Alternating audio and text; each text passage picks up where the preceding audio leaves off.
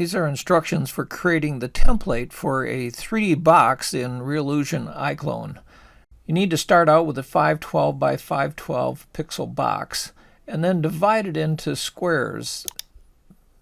They're approximately 180 pixels to the first line, 344 or so to the second, and then vertically approximately 170 and 335. And you'll notice the sides are just a little bit off. You have to tweak those when you're working with the video.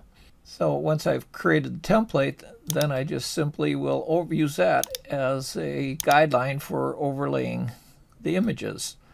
And in this case, once I've finished, it looks like this.